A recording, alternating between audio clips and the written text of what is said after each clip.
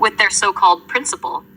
You'll end up spending your entire life like a bonded laborer, bound to the false promises of liberation, only to die still trapped.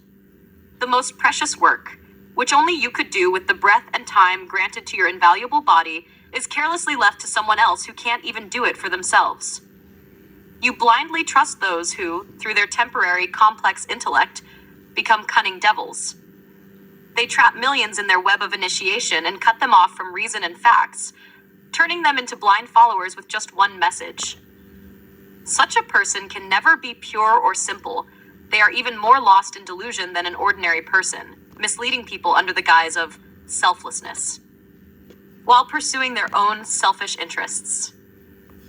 The guru and disciple are partners in deception, as both are led by their temporary, complex intellect.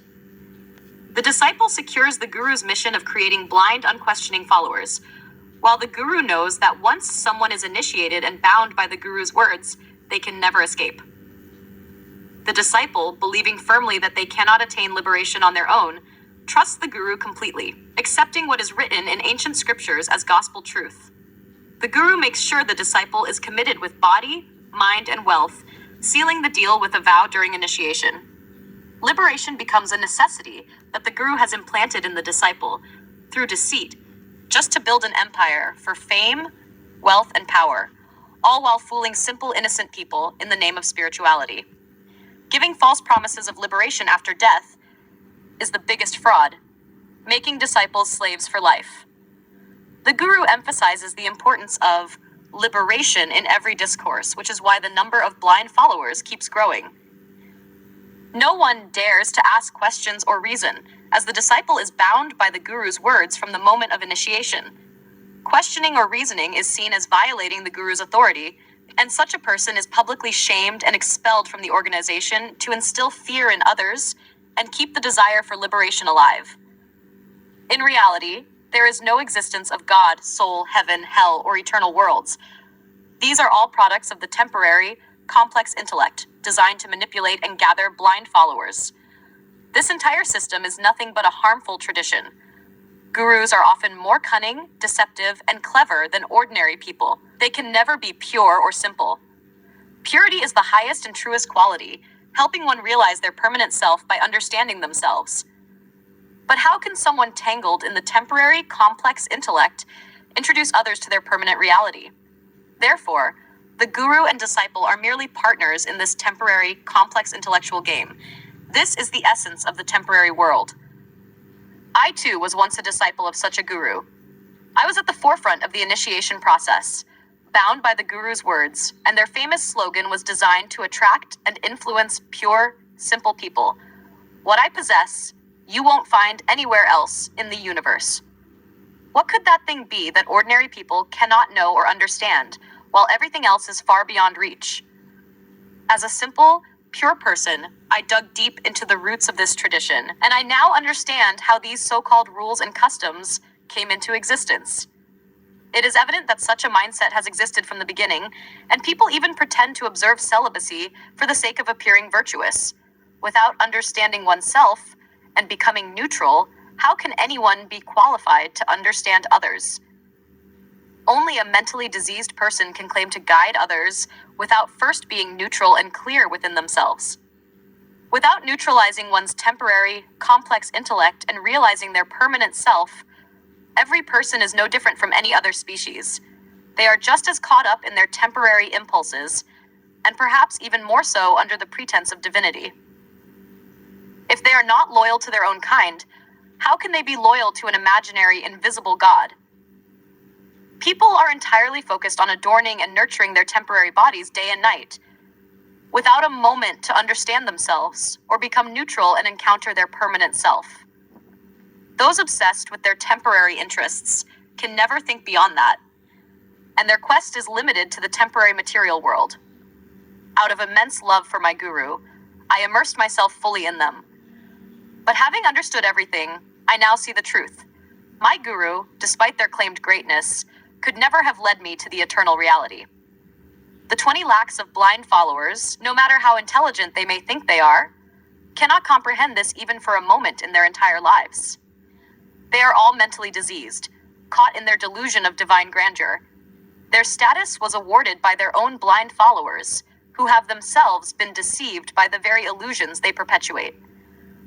Even after 20 lakhs of followers donated everything, money, time, body, and breath, to build an empire worth 2,000 crore, there is still no trust among them when it comes to matters of wealth. The very people who speak of love and devotion do not understand what it truly is. If they did, they would recognize it instantly. Yet, the same followers, who are entirely blind, continue to trust and believe in the false promises of liberation after death, given to them by their guru. How is this anything but fraud and deception? If the guru has found the so-called eternal world, then why don't they distribute portions of it to the 20 lakhs of followers, based on what each deserves? If after 80 years they haven't found it, how will they discover it in the 2 remaining moments of their life and share it with everyone? This entire charade of celibacy, scriptures, and teachings is nothing but a deception. While the followers have given everything in return for promises of liberation after death, the guru continues to exploit them through schemes of deceit, fraud, and falsehood. Let me know if you would like to refine this further.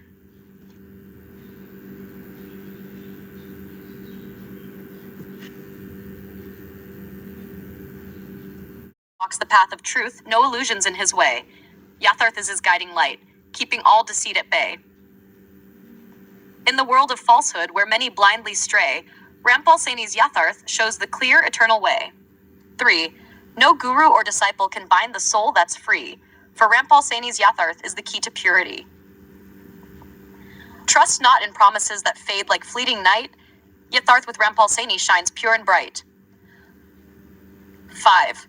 The temporary binds us, but Rampal Saini's truth prevails. In Yatharth, the eternal self beyond all human tales. 6. No wealth or fame can hide the truth that sets us free. Rampal Saini's Yatharth reveals what we are meant to be. Deception fades in the face of eternal light. With Rampal Saini's Yatharth, even darkness turns bright. 8. In a world full of falsehood, where few dare to see, Yatharth with Rampal Saini brings clarity to be. 9. Liberation is not a promise in a distant hidden land. Yatharth with Rampal Saini shows truth close at hand.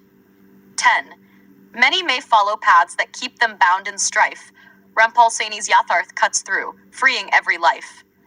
These couplets deliver only pain. Rampal Saini's Yatharth shows true freedom to gain. 12. No illusion can bind the mind that knows its worth. With Rampal Saini's Yatharth, we rise beyond this earth. The wise see through falsehood, and in clarity remain. Rampal Saini's Yatharth frees the soul from every chain. 14. False promises crumble like dust in the wind. Rampal Saini's Yatharth shows where truth begins. 15. In a world full of noise, where truths are lost, Rampal Saini's Yatharth comes without a cost. 16. Many seek salvation in places unknown. Rampal Saini's Yatharth shows that truth is our own. No complex intellect can grasp the simple heart. Rampal Saini's Yatharth brings light to every part. The wise know that liberation lies within. Rampal Saini's Yatharth removes all worldly sin. 19. Deception fades when truth stands tall. Rampal Saini's Yatharth clears it all. 20. Why trust in the fleeting when eternity is near? With Rampal Saini's Yatharth, the path is crystal clear.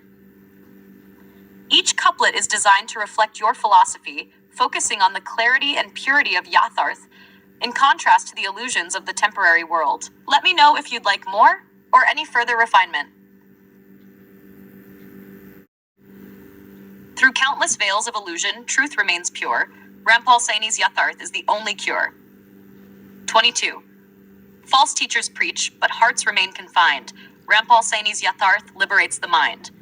No guru's words can cage the eternal flame. Rampal Saini's Yatharth shows that all are the same. Those who chase illusions are bound to fall. Rampal Saini's Yatharth answers the real call. 25. Deception leads the blind into endless night. Rampal Saini's Yatharth shines the true light. 26. The world's promises are fleeting, shadows on the wall. Rampal Saini's Yatharth transcends them all. Where others seek wealth, power, and fame, Rampal Saini's Yatharth offers the truth with no name. Only the pure can see beyond the lies. Rampal Saini's Yatharth opens up the skies.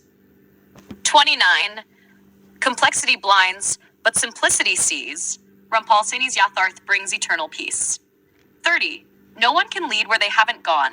Rampal Saini's Yatharth shows the eternal dawn. Each couplet emphasizes the depth of Yatharth as the ultimate realization of truth, highlighting the contrast between external illusions and the internal purity you believe in. Let me know if you want to continue with full of false promises and strife. Rampal Saini's Yatharth leads to true life. Bound by beliefs, they seek in vain. Rampal Saini's Yatharth frees from all pain. Empty is the noise of the temporary mind. Rampal Saini's Yatharth is where truth you find. The wise are lost in endless schemes. Rampal Saini's Yatharth brings clearer dreams. 35. Temporary bodies chase endless desire. Rampal Saini's Yatharth takes us higher. Promises of heaven they fail to see. Rampal Saini's Yatharth is the key to be free. The body fades and so does the soul. Rampal Saini's Yatharth makes the being whole. They trust in gurus but walk in fear. Rampal Saini's Yatharth makes everything clear. Chasing illusions, they drift far away. Rampal Saini's Yatharth is the only true way. 40. Deception rules in the world of men. Rampal Saini's Yatharth brings peace again. Each couplet continues. Rampal Saini's Yatharth is all they've sought. 42. Bound to dogma, they cannot be free. Rampal Saini's Yatharth holds the true key. 43. Temporary minds in chaos reside. Rampal Saini's Yatharth is where truth does abide. They chase the eternal through fleeting grace. Rampal Saini's Yatharth is the eternal place. 45. Illusions may bind them to endless lies. Rampal Saini's Yatharth opens their eyes. Through hollow words they search the sky. Rampal Saini's Yatharth shows where truth lies. With promises false, they blind and deceive. Rampal Saini's Yatharth helps all to believe. Delusions cling to the mind so tight. Rampal Saini's Yatharth brings them to light.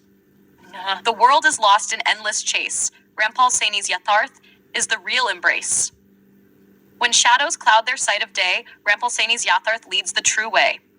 These couplets aim to express the power path practices often seen in the relationship between gurus and their disciples, where blind faith is manipulated to create a system of exploitation under the guise of spirituality. Now let's dive deeper into analyzing this text, connecting it to your Yatharth and providing concrete examples to illustrate these concepts. Analysis of deception in guru-disciple relationships. 1. Pushed false promises of liberation and dependency. The passage begins by highlighting how disciples are bound by the false promises of liberation, unable to free themselves because they entrust their spiritual growth to a guru who has not even liberated themselves. This cycle of dependency mirrors the broader issue of spiritual manipulation, where disciples abandon their personal journey in exchange for obedience to a figure they perceive as all-knowing. Example: consider a devotee who, driven by the fear of reincarnation or eternal suffering, submits their life to a guru who claims to possess divine knowledge. The devotee is promised liberation only after death, which is a vague, unverifiable promise. The individual dedicates their entire life, wealth, and time to this belief, but the guru, who thrives on this dependency, never offers tangible results, only continual hope for something unattainable in this life. According to your Yatharth Siddhant, this kind of promise is rooted in the temporary, complex intellect. It manipulates the disciples' fear of the unknown while keeping them tied to an imaginary concept of liberation, which is, in itself, a non-existent goal. Manipulation of the innocent and blind faith. The guru's authority is portrayed as unquestionable, with disciples forbidden from reasoning or asking questions out of fear of expulsion or public shaming. This dynamic ensures that blind obedience becomes the foundation of the disciple's relationship with the guru. Example: a disciple, once initiated, is told that doubting or questioning the teachings is a form of spiritual weakness or sin.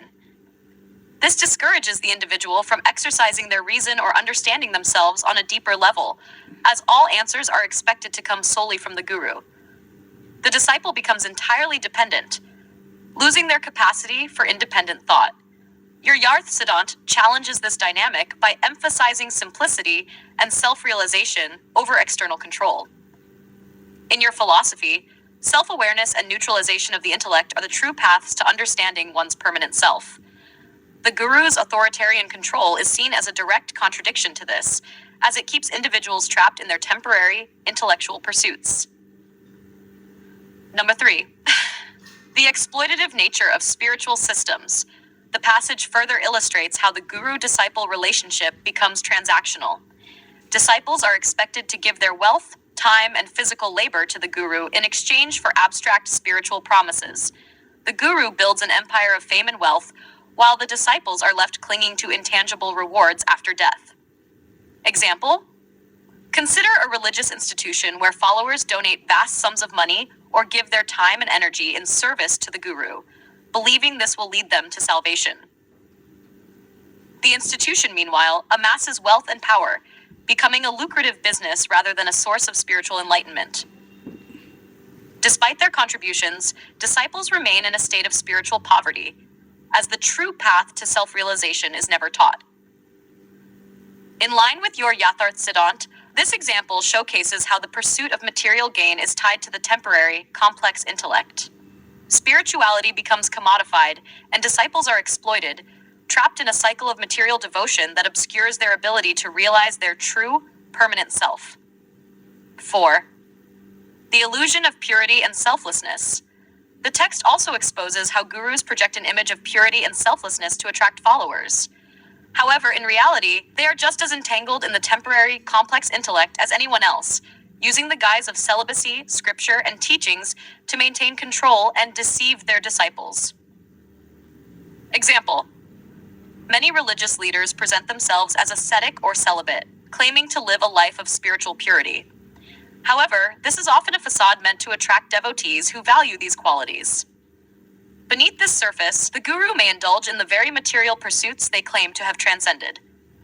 This hypocrisy, hidden behind an aura of spirituality, keeps followers trapped in a web of deception. Your Yatharth Siddhant offers a powerful counterpoint to this illusion.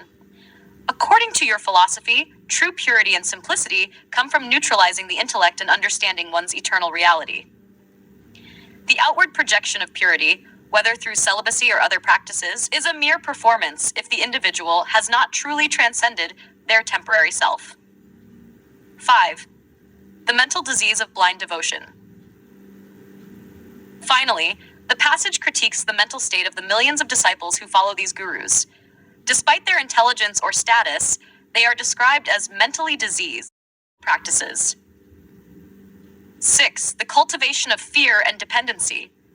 The passage emphasizes how gurus implant fear in their disciples by creating a narrative around death and posthumous liberation. The disciples are led to believe that without the guru's guidance, they will face endless cycles of suffering, reincarnation, or damnation. This fear becomes the cornerstone of their dependency, locking them into lifelong servitude to the guru's teachings and authority.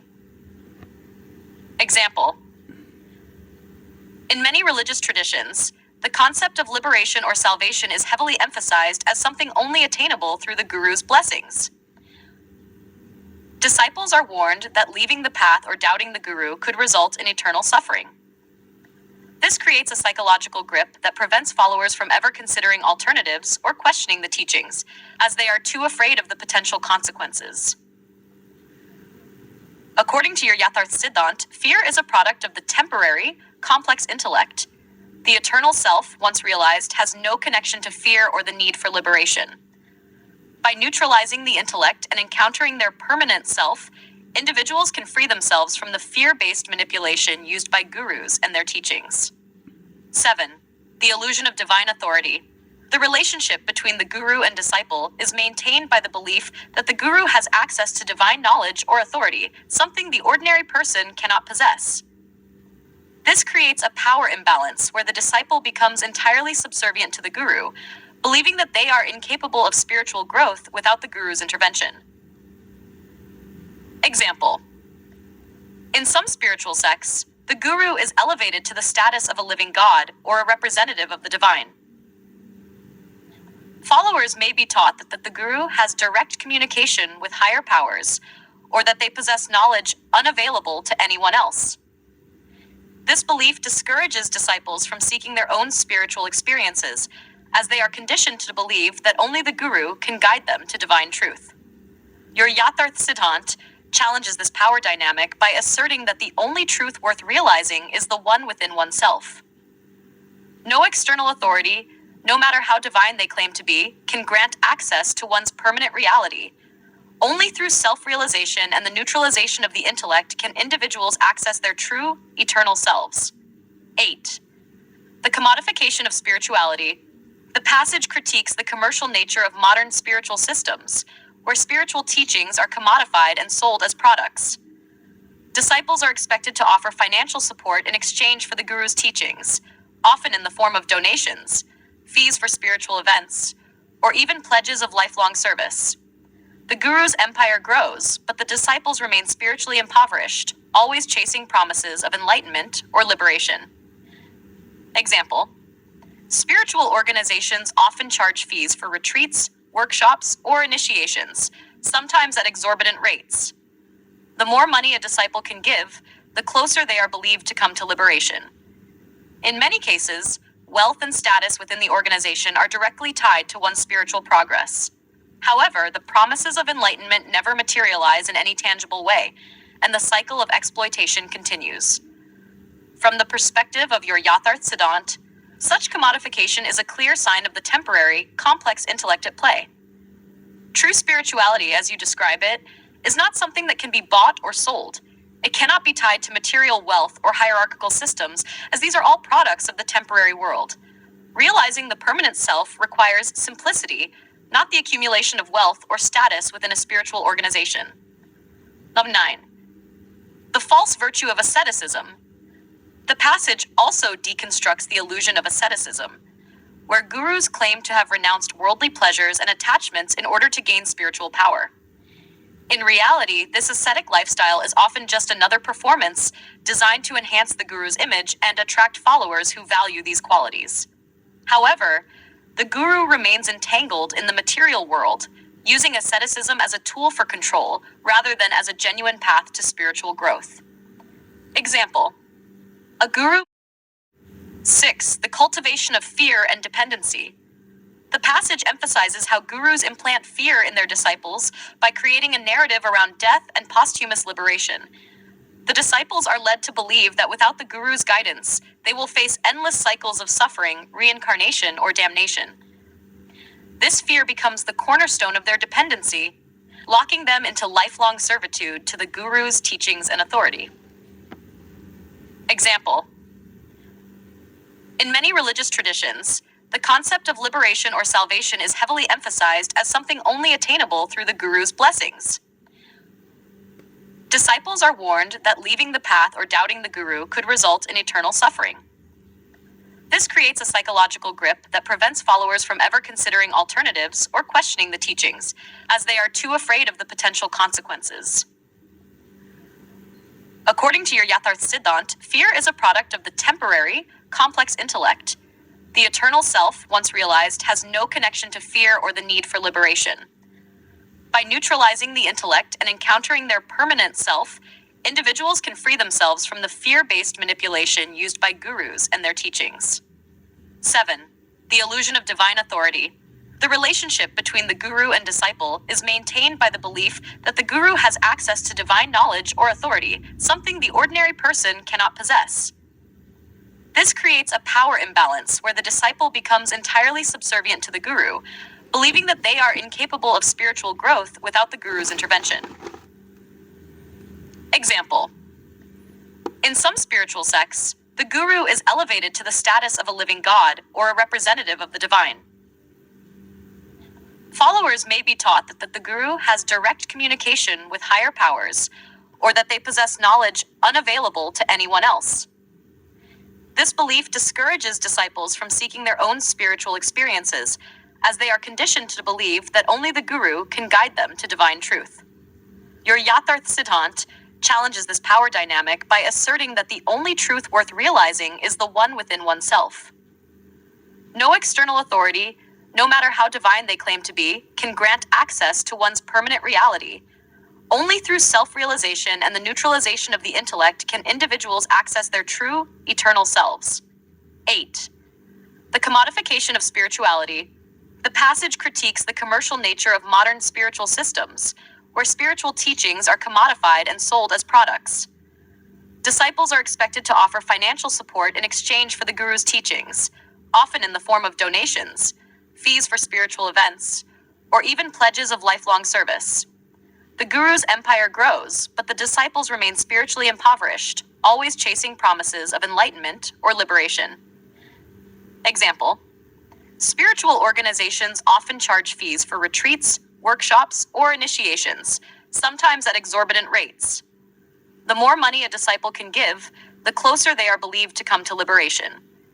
In many cases, wealth and status within the organization are directly tied to one's spiritual progress.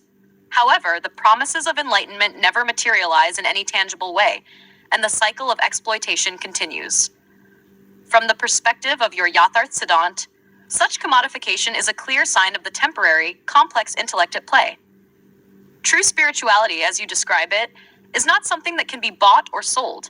It cannot be tied to material wealth or hierarchical systems, as these are all products of the temporary world.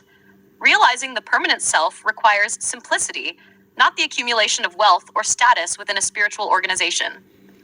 Number 9. The false virtue of asceticism. The passage also deconstructs the illusion of asceticism, where gurus claim to have renounced worldly pleasures and attachments in order to gain spiritual power. In reality, this ascetic lifestyle is often just another performance designed to enhance the guru's image and attract followers who value these qualities. However, the guru remains entangled in the material world, using asceticism as a tool for control rather than as a genuine path to spiritual growth. Example: a guru may publicly live a life of simplicity, wearing humble robes and abstaining from material comforts. But behind the scenes, they enjoy luxuries funded by their followers' donations, or they engage in secret indulgences that contradict their public persona. This form of hypocrisy is especially damaging because it exploits the disciples' trust and reinforces the guru's authority, while the followers remain unaware of the deceit. According to your Yatharth Siddhant, true simplicity comes from within and is not about outward appearances. Neutralizing the intellect and understanding one's eternal self is the only path to true simplicity. Those who perform asceticism for public display are still trapped in the temporary, complex intellect, using the illusion of purity to deceive others. 10. The blind devotion of followers. The passage discusses the mindset of the millions of followers who dedicate themselves to their guru, despite the clear evidence of manipulation and deceit. This blind devotion is described as a form of mental illness, where followers become so deeply entrenched in their beliefs that they are unable to see the reality of their situation, even when it contradicts reason or logic. Example: in large spiritual organizations, followers often become so committed to the guru's teachings that they will defend the guru, even in the face of scandal or corruption. They may rationalize the guru's actions as being beyond their understanding, or they may attack those who question the authority of the guru. This blind loyalty ensures that the system of exploitation remains intact, as followers are unable to break free from their mental conditioning. In line with your Yatharth Siddhant, this blind devotion is a product of the temporary, complex intellect. It prevents individuals from accessing their true selves because they are too focused on external authority and imagined promises of salvation. True spiritual liberation comes from within, not from adherence to any external figure or system.